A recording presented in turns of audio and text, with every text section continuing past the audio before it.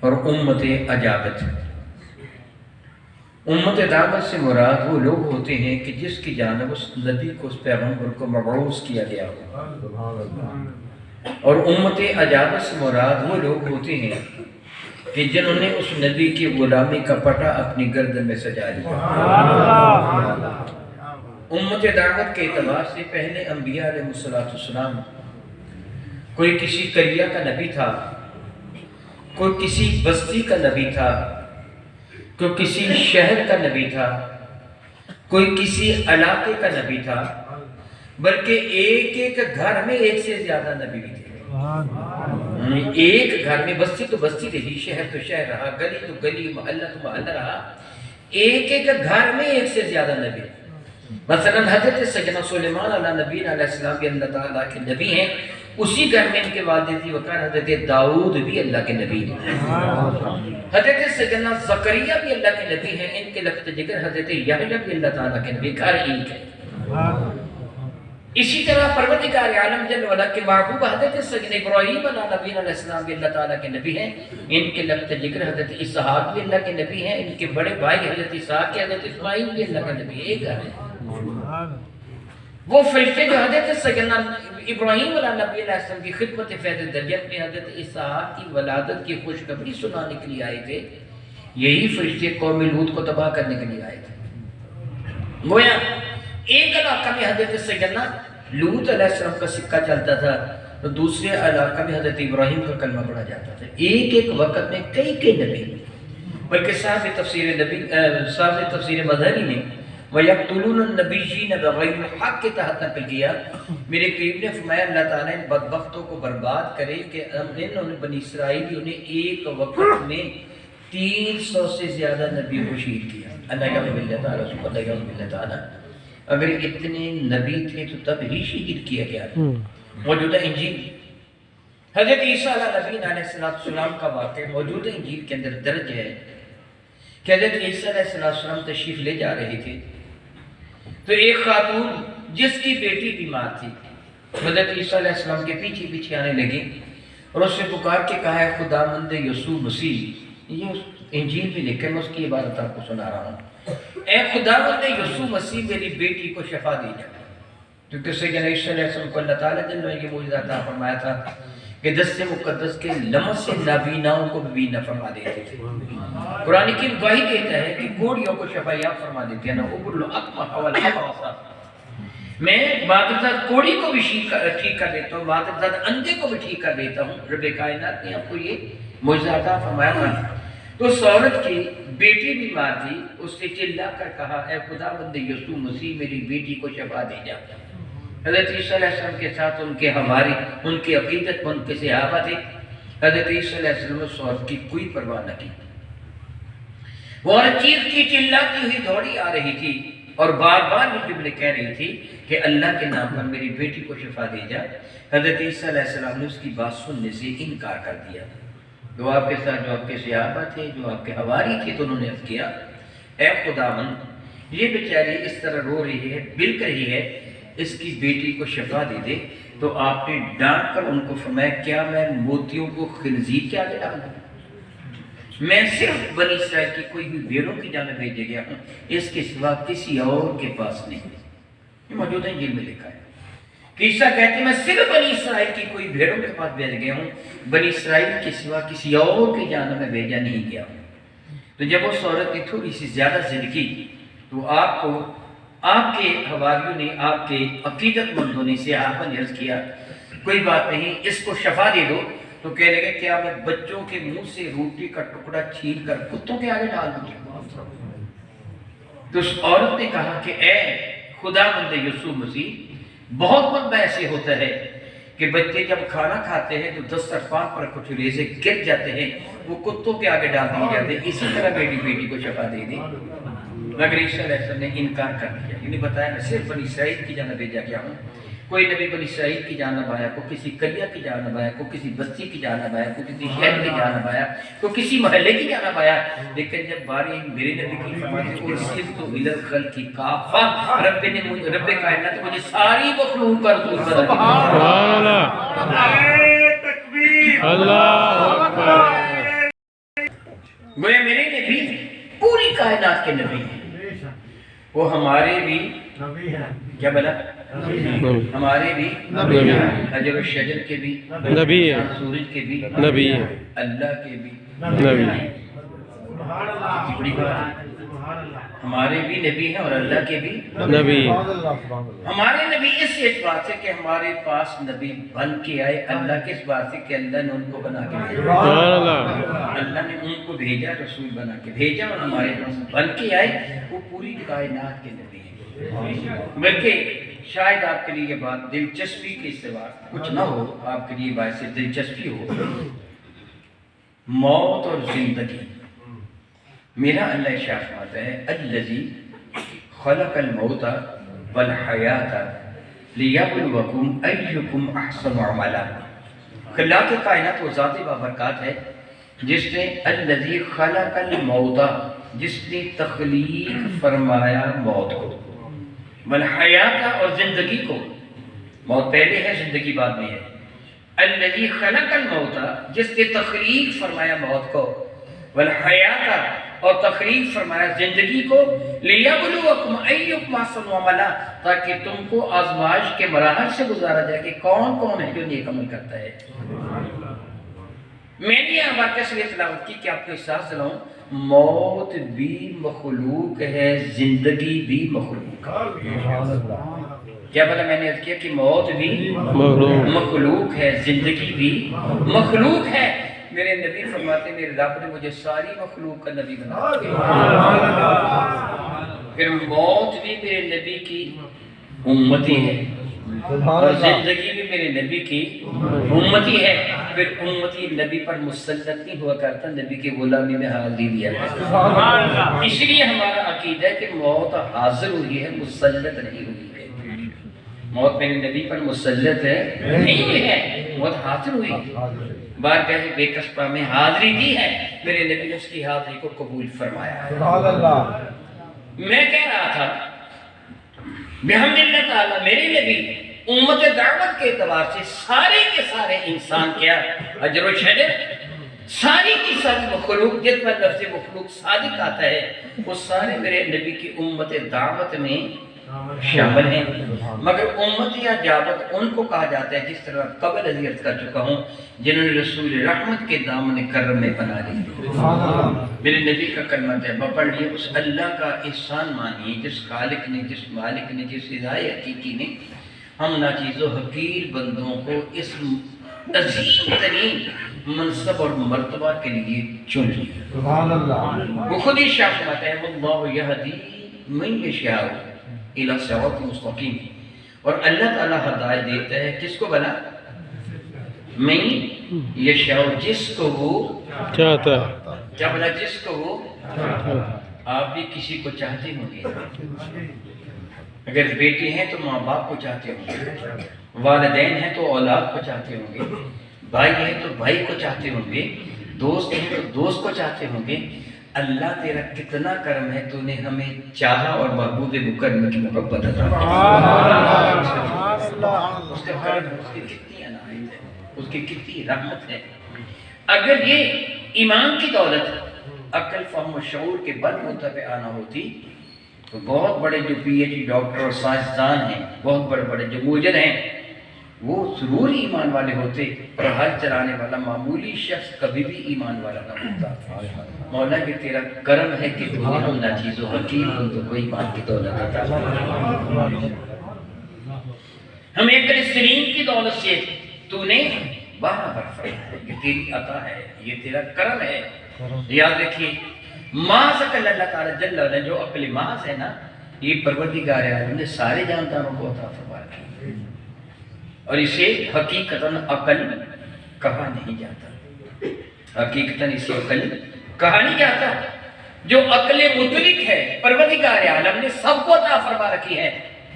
اور آپ جانتے ہیں کہ شہد کی مکھیاں اتنا پیارا گھر بناتے ہیں کہ انسان اس کا تصور بھی نہیں کر سکتا۔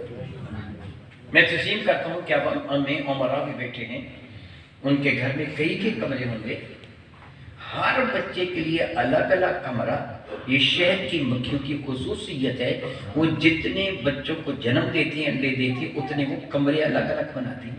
ہر بچے کے لیے الگ الگ کمرہ ہوتا ہے، جدا جدا کمرہ ہوتا ہے، اور پھر اس کمرے میں ہر بچے کے گھر میں شہد کی جو شہد کا خزانہ ہوتا ہے نا، ٹینکی ہوتی ہے، چھلی جسے کہتے ہیں، یہ ہمیشہ اوپر کی جانب ہوتی ہے، کبھی نیچے کی جانب نہیں ہوا کرتی، ہمیشہ کہاں ہوتی ہے؟ اوپر کی جانب ہوتی ہے۔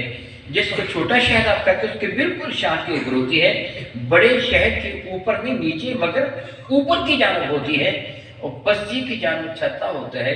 اس سے باریک باریک پائپ ڈاکس آتی ہیں جو ہر خانے میں کھولتی ہیں، شہد ان بچوں کو سپلائی کیا جاتا ہے۔ اتنا شہد آتا ہے جتنی بچے کی ضرورت ہوتی ہے، نہ اتنا کم ہوتا ہے کہ بھوک سے مر جائے، نہ اتنا زیادہ آتا ہے کہ وہ ڈوب کر مر جائے، اتنا ہی آتا ہے جتنی اس کی ضرورت ہے۔ کیا تیرے گھر میں پانی کا ایسا انتظام ہے؟ جیسا انتظام انہوں نے کر رکھا ہے۔ پھر آپ جانتے ہیں کہ سردی کے موسم میں آپ کی بوتل میں شہد جم جاتا ہے، اور گرمی کے موسم میں زیادہ رقیق اور پتلا ہو جاتا ہے، مگر یہ اپنے پروں کی ہوا دے دے کر اس کا جو ٹمپریچر ہے اتنا مینٹین رکھتی ہیں، نہ وہ جمتا ہے نہ حد سے زیادہ پتلا ہوتا ہے۔ اگر یہ مکان بنا رہے نہ رہائش گاہیں بنا رہے نہ عقل مندی ہوتی تو مکھیاں بھی بڑی عقل مند ہیں۔ بیا آپ میں اکثر احباب ہیں جن کا تعلق گاؤں کے ساتھ بھی ہوگا، جس کو بجڑا کہتے ہیں، اتنا پیارا گھونسلہ بناتا ہے کہ انسان ایسا بنا ہی نہیں سکتا، بلکہ انسان نے کپڑا بننا بھی اسی سے سیکھا ہے۔ کتنی آندھی چلے، طوفان آ جائے، کیا مجال ہے کہ اس کے گھر میں کوئی نقص پہنچ سکے، اس کے بچے اندر محفوظ ہوتے ہیں۔ آپ اچھی طرح جانتے ہیں کہ ہر جانور کو پتہ ہے میری خوراک کیا ہے، میرا دوست کون ہے، میرا دشمن کون ہے۔ چوہے کو پتہ ہے کہ بلی میری دشمن ہے، بلی کو پتہ ہے کہ چوہا میری۔ تو نے تو تجربہ کیا کہ تیرا ہاتھ آگ کے قریب گیا، ہاتھ جل گیا تو نے ہاتھ پیچھے کر لیا، تجربہ سے ثابت ہو کہ آگ ہاتھ کو جلا لیتی۔ بجلی کا شوق کبھی لگا، تجربہ سے ثابت ہوا بجلی انسان کو ہلا کر کے رکھ دے گی، شوق لگ جائے گا۔ چوہے نے بھی تجربہ کیا ہے، بتائیے بھلا، اگر وہ تجربہ کرتا تو زندہ ہی نہ ہوتا۔ پھر اس کو کس سے بتا دیا کہ بلی تیری دشمن ہے؟ اسے پتہ ہے نا میرا دشمن کون ہے اور میرا دوست کون ہے، پتہ ہے نا۔ کس نے شیر کو، درندوں کو بتا دیا کہ تمہاری خوراک گوشت ہے؟ کس نے بکری کے کان میں پھونک مار دی کہ تو گوشت نہیں کھائے گی، تو جارا کھائے گی؟ وہ جانور کو پتہ ہے نا کہ میری خوراک کیا ہے۔ دھوپ لگے تو وہ سائے میں چلے جاتے ہیں، اور سردی لگے دھوپ میں آ جاتے ہیں۔ گویا اپنے آپ کو سردی گرمی سے بچانا، بھوک لگے تو خوراک کی تلاش میں نکل جانا، پیاس لگے تو پانی سے اپنے پیٹ کو بھر لینا، یہ تو جانور بھی جانتے ہیں۔ اگر تو بھی اسی طرح کرتا پھر تجھ میں اور جانوروں میں فرق کیا ہے؟ شادی بیاہ کر لینا، اپنی نسل کو آگے بڑھانا، سلسلہ توالد و تناسل کا قائم رکھنا، اگر یہی عقل مندی اور دانائی ہے تو یہ کام تو جانور بھی کرتے ہیں۔ کس نے اس کی تربیت کی ہے کہ کس طرح تو اپنی نسل کو آگے بڑھائے گا؟ کس نے سکھایا ہے؟ پتہ چلا کہ عقل یہی نہیں ہے کہ کھانا کھا لیا، پیٹ بھر لیا، اپنی معمول خوراک کو استعمال کر لیا، اپنے آپ کو دشمنوں سے بچا لیا، اپنے لیے گھر تعمیر کر لیا، اپنی نسل کو آگے بڑھا لیا، ایک بستی تعمیر کر لی۔ آپ جانتے کہ جانور اپنے ہم جنسوں کے ساتھ رہتے ہیں، جنگلوں میں لے لیجئے، ویسے لے لیجئے، کبوتر با کبوتر، زاغ با زاغ، کبوتر کبوتروں کے ساتھ ہوتے ہیں، کبوے کبوں کے ساتھ ہوتے ہیں۔ یہ بستیوں کو آباد کر لینا بھی عقل مندی اور دانائی نہیں، یہ کام تو جانور بھی کر لیتے ہیں۔ بات سمجھ رہے ہیں نا؟ یہ کام تو جانور بھی کر لیتے ہیں۔ وَلَقَدْ كَرَّمْنَا بَنِي آدم کی عزت و جکیوں عطا کی گئی۔ اللہ فرماتا ہے میں نے اولاد آدم کو عزت اور تکریم سے نوازا ہے، اس لیے سر پر تاج عزت رکھ دیا ہے۔ وہ کس طرح تیری سر پر تاج عزت رکھ، تو نے اعلیٰ مکان بنا لیا، تو نے اعلیٰ خوراک حاصل کر لی، تو نے اپنے بچوں کی پرورش کر لیا، تو نے اپنی نسل کو آگے بڑھا لیا، تو دوست اور دشمن کی پہچان میں پہنچا رہا ہے، اس بنا پہ تجھے عقل ملتی ہے، یہ ہے تیری عقل؟ نہیں، رب کائنات نے تجھے جانور کے مقابلے میں قوت عقل ممیزہ سے نوازا ہے۔ سبحان اللہ، عقل جو تمیز کرنے والی عقل ہے، اعلیٰ اور ادنا۔ جو تمیز کرنے والی ہے اعلیٰ اور ادنا میں. میں اس کی مثال دے کے آپ کو سمجھاؤں گا. آپ بازار جاتے ہیں, کوئی جنس خریدنے کے لیے, پھل خریدنے کے لیے جاتے ہیں, سبزی خریدنے کے لیے جاتے ہیں. آپ اپنی جیب کی رقم اور اس چیز کا باہم مقابلہ کرتے, موازنہ کرتے, کمپیریزن کرتے ہیں کہ یہ میری جیب کی رقم زیادہ قیمتی ہے یا یہ چیز زیادہ اعلیٰ ہے. اگر وہ چیز اعلیٰ ہو تو آپ کہتے ہیں چیز سستی ہے, یہ رقم ہلکی ہے. اگر وہ چیز ہلکی ہو تو آپ کہتے ہیں یہ رقم زیادہ قیمتی ہے, چیز ہلکی ہے, مہنگی ہے. پھر اگر آپ کا وہاں بھاؤ بن جاتا ہے تو پھر آپ ایک ایک شے کو, مثلا سیب ہے تو ایک ایک سیب کو اٹھا کے گھما پھرا کے دیکھیں گے یہ میری اس رقم کا صحیح متبادل ہے بھی کہ نہیں. ایسے ہے کہ نہیں ہے نا. ایسے ایک ایک چیز کو اٹھا کے دیکھیں گے نا, کیلے خریدیں تو ایک ایک کیلے کو دیکھیں گے, ایسے ہوتا کہ نہیں ہوتا. بتائیے کیا کوئی گائے, بیل, بھینس, بکری ریڑھی پر حملہ کر دے وہ بھی چن چن کے کھاتی ہے جی؟ اللہ نے اسے یہ تمیز کرنے کی عقل نہیں دی. سبحان اللہ سبحان اللہ. اس کے نزدیک یہ گلاب کا پھول اور چارہ دونوں برابر ہے. اسے نہیں پتا یہ اچھی چیز ہے کہ یہ ادنا چیز ہے. یہ عقل کی دولت اللہ نے آپ کو عطا فرمائی ہے, سارے انسان کو عطا فرمائی ہے, اولاد آدم کو عطا فرمائی ہے. مولا تیرا کرم ہے کہ تو نے ہمیں عقل ممیزہ عطا فرمائی, انسان بنا دیا. پھر یہ بھی عقل کافی نہیں ہے. یہ عقل اللہ تعالیٰ نے سارے انسانوں کو عطا فرما دی, ہندوؤں کو بھی, سکھوں کو بھی, یہودیوں کو بھی, عیسائیوں کو بھی. وہ جتنے بھی ستارہ پرست ہیں, وہ دہر کے ہیں, جتنے بھی انسان ہیں, سب کو اتنی بات کو عقل عطا فرما دی. وہ چیزوں کے ایجاد کرنے والے بڑے بڑے سائنسدان ہیں کہ نہیں ہیں جی. پروردگار ہے تیرا شکر ہے کہ تو نے ہمیں عقل ممیزہ کے علاوہ عقل سلیم کی دولت بھی عطا فرمائی. اور یہ وہ عقل ہے جس سے ہمیں یہ پہچان کروائی کہ اللہ ایک ہے, جس سے پہچان کرے مصطفیٰ کریم اللہ تعالیٰ کے سچے رسول ہیں. میں آپ کو مثال دے کے سمجھاؤں گا, میری بات سمجھنا آپ کے لیے مشکل نہیں, آسان ہوگی. آپ کا ہمسایہ ملک بھارت, انڈیا, ہندو گائے کی پوجا کرتا ہے. کیا وجہ؟ ہندو گائے کی پوجا کرتا ہے. شاید آپ سب کے علم میں ہے کہ نہیں ہے, ہندو گائے کے پچھلے حصے کی پوجا کرتا ہے, اگلے حصے کی پوجا ہندو نہیں کرتا. ہندو کے نزدیک گائے کا منہ قابل لعنت ہے. ہندو گائے کے منہ پر لعنت بھیجتا ہے اور پچھلے حصے کی پوجا کرتا ہے.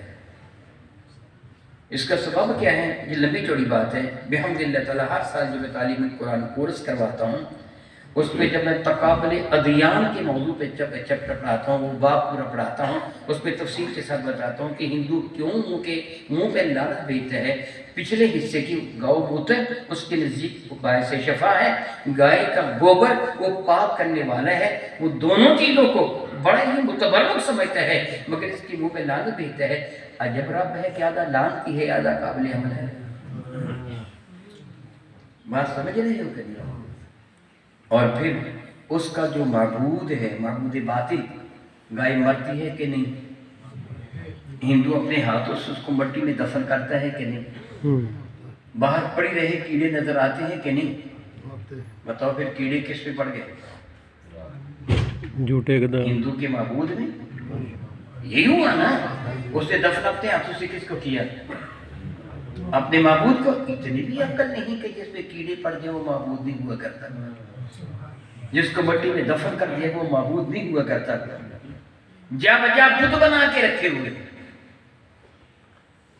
جا بجا بت بنا کے رکھے ہوئے ہیں.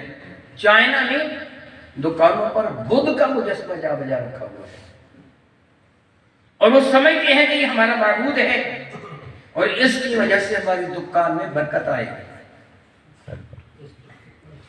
یہ حقیقت ہے. میں خود چائنا گیا, میں جا بجا دیکھا بت رکھے. میں نے اپنے بیٹے سے پوچھا, ڈاکٹر میں نے پوچھا یہ بت کیوں رکھے ہوئے؟ یہ رکھے ہوئے دکان میں, اس کے ساتھ ایک چھوٹا سا برتن رکھا ہوا کہ جس پہ وہ جوان وغیرہ ڈالتے ہیں. ان کو یہ کیا ہے؟ تو اس نے مجھے بتایا کہ ان کا یہ عقیدہ ہے یہ ہمارا رب ہے, یہ ہمارا معبود ہے. جب ہم اس کو نذرانہ پیش کرتے ہیں تو ہمارے کاروبار میں برکت آتی ہے اور ان کو برکت ملتی بھی ہے, ان کا کاروبار چلتا بھی ہے.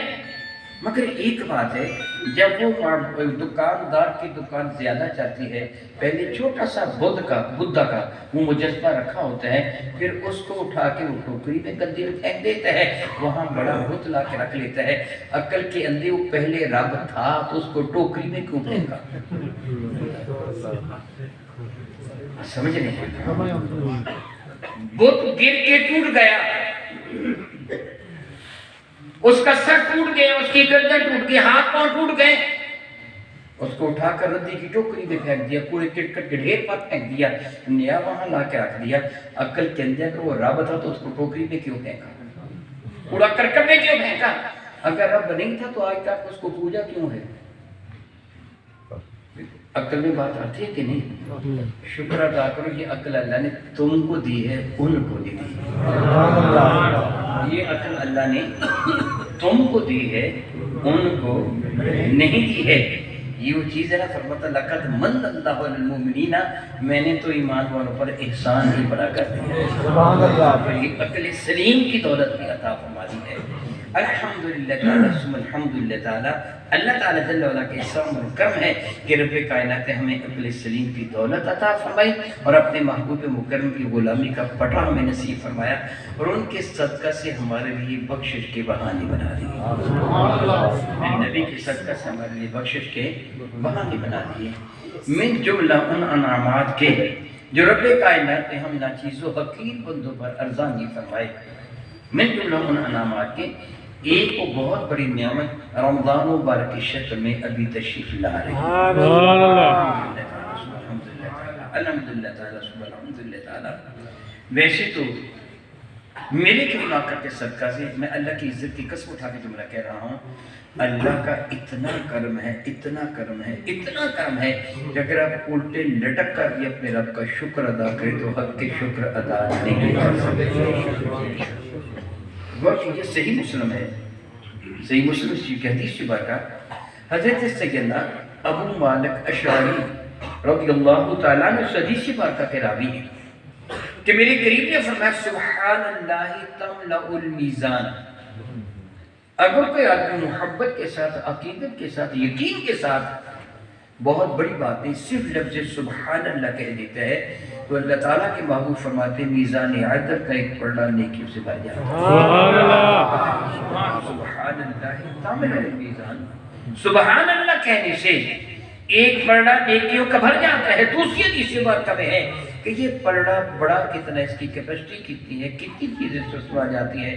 مفہوم حدیث ہے ساتوں زمینیں ساتوں آسمان اس کے ایک پلڑے میں سما جاتے ہیں۔ اتنا بڑا پلڑا ہے مگر نیکیاں اتنی ملتی ہیں، سبحان اللہ کہنے پر وہ پلڑا نیکیوں سے بھر جاتا ہے۔ سبحان اللہ والحمدللہ تملأانی، اگر سبحان اللہ کے ساتھ الحمدللہ کہہ دیتے ہیں تو دونوں پلڑے نیکیوں سے بھر جاتے ہیں۔ سبحان اللہ۔ او تملأ، یا پھر یوں کہیے کہ بھر جاتا ہے ما بین السماوات والارض، سطح زمین سے لے کے اور یہ سماوات تک جو بھی خلا و فضا ہے وہ ساری کی ساری نیکیوں سے بھر جاتی ہے۔ کیا کہنے سے؟ سبحان اللہ والحمدللہ کہنے سے۔ ایمان سے بتائیے آپ کی کتنی توانائی اس پر صرف ہوئی، کتنی کیلوریز آپ کی خرچ ہوئی ہے اس پر، جیب سے کتنی رقم لگی ہے، کس قدر بھاگ دوڑ کرنا پڑی، تو انہیں سبحان اللہ والحمدللہ کہہ دیا تو سطح زمین سے یہ وجہ سماوات تک ساری خلا و فضا امام حمیدی فرماتے ہیں وَلَا إِلَهَ إِلَّا اللَّهُ اللَّهُ کو کہنے سے میرے نبی فرماتے ہیں مزید اتنی نیکیاں مل جاتی ہیں۔ سبحان اللہ۔ سیدنا ابو موسیٰ اشعری رضی اللہ عنہ ارشاد فرماتے ہیں میرے نبی نے مجھے فرمایا ابو موسیٰ کیا میں تجھے عرش کے خزانوں میں سے ایک خزانہ نہ عطا کر دوں؟ عرض کیا قریب ضرور عطا فرمائیے۔ فرمانے پڑھ لیا کہ لا حول ولا قوت الا باللہ العلی العظیم، یہ عرش کے خزانوں میں سے خزانہ ہے۔ اللہ تعالیٰ ہمارے بزرگوں پہ بے شمار رحمت نازل فرمائے. ساری حدیث بارکہ کو اکٹھا کر کے کلمہ ترتیب دے دیا جس کو تیسرا کلمہ کہتے ہیں سبحان اللہ والحمد للہ ولا الہ الا اللہ واللہ اکبر ولا حول ولا قوت الا باللہ العلی العظیم. آپ نے بھی پڑھ لیا, میں نے بھی پڑھ لیا. اللہ قبول فرمائے تو کتنی نیکی مل گئی. ایمان سے بتا یہ سارے کا سارا کس کا صدقہ ہے؟ سبحان اللہ بے شک یہ کس کا صدقہ ہے؟ میرے نبی کا صدقہ ہے. اگر ان کے وسیلہ کو درمیان سے نکال دیں تو اللہ کی عزت کی قسم کچھ ملتا ہی نہیں. کچھ کفاری مکہ نے حرم کعبہ کو تعمیر کیا تھا اور حرم کعبہ کا تو آپ بھی کرتے تھے, مگر ان کو کچھ ملا نہیں. انہوں نے حرم کعبہ بنایا, ان کو کچھ نہیں ملا. حرم کعبہ کا اپنے تئیں انہوں نے حج بھی کیا, کچھ نہیں ملا. تو سبحان اللہ کا کتنی نیکی لے جاتا ہے, وہ سب کچھ میرے نبی کے کرم کا صدقہ. جب تیری نسبت ان کے ساتھ ہوگی تو پھر دیکھ اللہ تعالیٰ جل وعلا کتنا خوش ہو گیا. تیرے معمولی کاموں پر اللہ تعالیٰ کس قدر اجر عطا فرماتا ہے. دراصل یہ کمال تیرا نہیں ہے, نسبت مصطفیٰ میرے نبی کی نسبت کا کمال ہے. تو یہ رب کائنات نے میرے نبی کا امتی بنا لی. اس لیے فرماتا ہے لقد من اللہ والمؤمنین, ایمان والوں پر میں نے احسان بڑا کر دیا. جو ایمان کی دولت ان کو عطا فرمائی ہے. نبی مطرف کون وقار کی جو نسبت عطا فرمائی ہے, اللہ فرماتا بڑا احسان کر دیا. میں کہہ رہا تھا کہ وہ آنے والا ماہ مقدس ماہ رمضان اللہ تعالیٰ کی بڑی بڑی نعمتوں میں سے ایک نعمت ہے. اللہ تعالیٰ جل وعلا اس کا تذکرہ کرتے ہوئے اشارے گرامی قدر فرماتا ہے شہر رمضان, وہ مہینہ جو رمضان مبارک کا مہینہ ہے. جانتے ہو کتنی عظمت والا ہے, کتنی شان والا ہے, کتنے مرتبہ والا ہے, کس قدر منزلت والا ہے. شہر رمضان الذی انزل فیہ القرآن, رمضان وہ مہینہ ہے جس پہ رب کائنات نے قرآن کو نازل سبحان اللہ. زندگی وہ ماہ مقدس آنے والا ہے, وہ تشریف لانے والا ہے, اس کی آمد کا چرچا ہے. سعید الفطرت روحی منتظر ہے کہ کب وہ لمحات مقدسہ آ جائیں گے جب رب کائنات کے حکم کے تحت جہنم کے دروازے بند کر دیے جائیں گے, جنت کے دروازے کھول دیے جائیں گے, رب کائنات کی رحمت کے دروازے کھول جائیں گے. اللہ کے کائنات اپنی عنایاتیں میں پایا کا نزول شروع فرما دے گا. گناہگاروں کی بخشش کے بہانے بنتے چلے جائیں گے, بہانے بنتے چلے جائیں گے, بہانے بنتے چلے جائیں گے. آپ اچھی طرح جانتے ہیں اسی ماہ مقدس میں ایک رات ہے جس رات قرآن کریم کو اللہ نے نازل فرمایا. ایسے ہے نا, رمضان کو عزت کو یسر آئی قرآن کریم کی وجہ سے, اور وہ رات جس رات قرآن کریم کو نازل کیا گیا, میرا اللہ فرماتا ہے لیلۃ القدر خیر من الف شہر, 1000 مہینے سے بہتر ہے. کتنی بہتر ہے, 1000 مہینے کے برابر نہیں فرمایا, وہ 1000 مہینے کے برابر ہے. یہ نہیں فرمایا 1000 مہینے سے کتنی بہتر ہے. یہ عطا کرنے والا جانتا ہے, کتنی بہتر ہے یہ عطا کرنے والا جانتا ہے. ویسے میں عرض کر دوں عربی میں گنتی 1000 سے زیادہ نہیں ہے. اہل عرب کے ہاں جو گنتی کا عدد تھا وہ 1000 سے زیادہ نہیں تھا. 1 لاکھ کے لیے 1 لاکھ نہیں 100,000 کہتے تھے, 200,000, 300,000, 400,000. جس طرح آپ کو یاد ہوگا کہ ہمارے ہاں جب تک یہ تعلیم و تدریس اس قدر عام نہیں تھی, بڑے بوڑھوں سے پوچھ لیجئے, نوجوانوں کو نہیں پتا, گنتی 20 تک ہوا کرتی تھی. گنتی کہاں تک ہوا کرتی تھی؟ 20 تک. اور 20 تک کی گنتی کو ایک کوڑی کہتے تھے. کیا کہتے تھے؟ ایک کوڑی. پوچھا جاتا تھا کہ یہ جانور کتنے کے لے کے آئے ہو, وہ کہتا تھا 27 در 28 در. آج بھی آپ کو مارکیٹ میں بالے کڑیاں کوڑیوں کے اعتبار سے ملیں گی, 1 کوڑی 2 کوڑی, اور کوڑی 20 تک تھی. جس طرح ہمارے ہاں مروج 20 تک کا عدد تھا, اہل عرب کے ہم مروج 1000 تک کا تھا. 1000 سے مراد آخری عدد ہوا کرتا تھا. میرا اللہ جانتے کہ اس 1000 سے مراد کیا ہے. سبحان اللہ. اس کے حضور تو کبھی بھی ایک دن بھی 50,000 سال کا ہو جائے. یہ تو 1000 بھی نہ ہے نا. اس کے حضور تو ایک دن بھی کبھی 50,000 سال کا ہو جاتا ہے. تو جس ماہ مقدس میں وہ لیلۃ القدر ہے اس مہینے کی عزت و عظمت کا کیا کہتے ہیں. میرے کریم فرماتے ہیں میرے عزت والے بھائیوں آپ اچھی طرح جانتے ہیں کہ کسی کی بھی عزت و تعظیم و توقیر کے اعتبار سے اس کی آمد کا انتظار و اہتمام کیا جاتا ہے. اگر کسی غریب بندے نے کسی چودھری کو ملنے کے لیے